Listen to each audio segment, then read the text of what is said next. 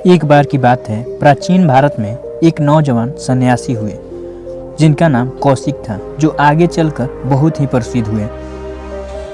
एक बार वह नदी में स्नान करके एक वृक्ष के नीचे ध्यान करने के लिए जैसे ही अपना सिर ऊपर किया, पेड़ के ऊपर बैठी एक चिड़िया उनके चेहरे पर अपना मल त्याग कर दिया, जिससे वह महात्मा बहुत ही क्रोधित हो गए।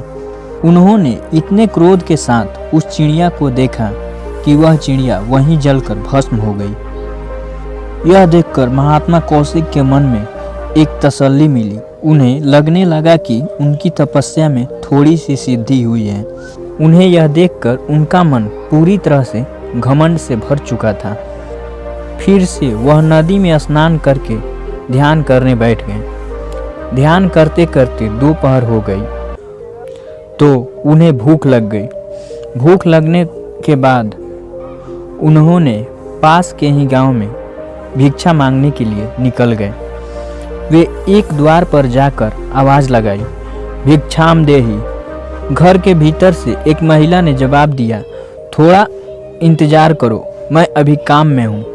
यह सुनकर महात्मा कौशिक क्रोधित हो गए और उन्होंने चिल्लाकर कहा, भिक्षाम देहि। उस महिला ने फिर से कहा, मैंने कहा ना, मैं अभी काम में हूँ, आप इंतजार करिए।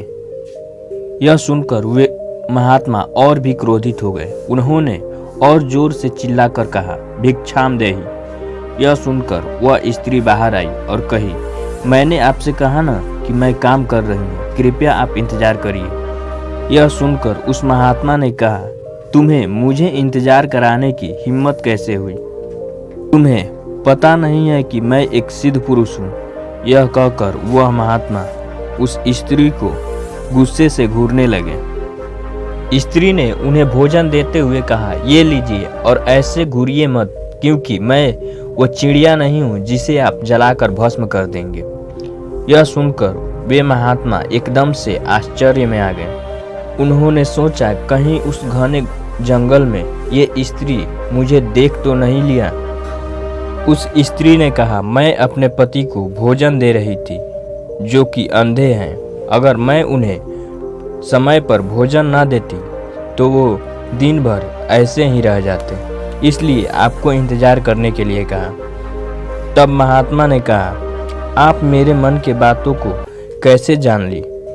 कृपया आप मुझे दूसरे के मन की बातों को जानने की विद्या सिखाइए या मुझे अपना शिष्य बना लीजिए। उस स्त्री ने कहा, मैं आपको शिष्य कैसे बना सकती हूँ? मैं खुद एक गृहिणी हूँ, मेरे पास समय नहीं रहता।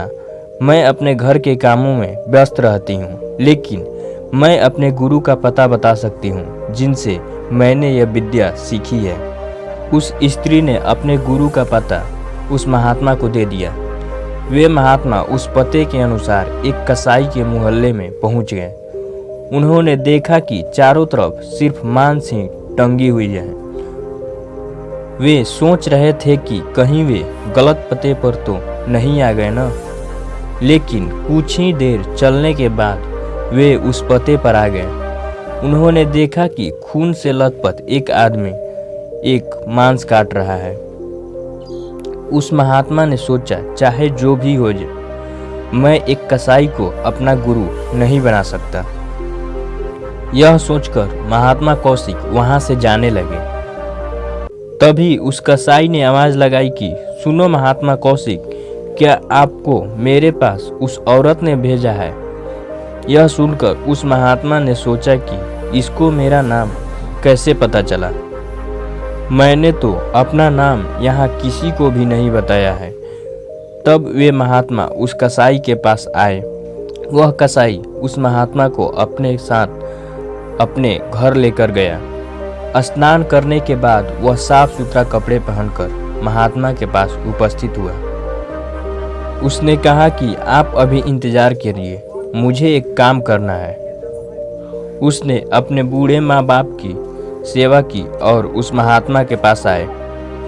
तब उस महात्मा ने कहा कि मैं आपसे तो अपना नाम भी नहीं बताया, फिर भी आप मेरा नाम और मुझे किसने भेजा है ये सब कैसे जान गए? तब उस कसाई ने कहा कि मैं अपना काम पूरी ईमानदारी और पूरी करुणा के साथ करता हूँ, और वो स्त्री अपने अंधे पति की सेवा पूरी ईमानदारी और पूरे करुणा के साथ करती है, जिससे कि उसके मन में उठ रहे विचार एकदम शून्य हो जाते हैं, जिस कारण वह दूसरे के मन में उठने वाले विचारों को आसानी से जान पाती है। इसलिए आप सिर्फ अपने काम पूरी ईमानदारी और करुणा के साथ करिए, न कि किसी को कमज़ोर और नीचा दिखाने के लिए।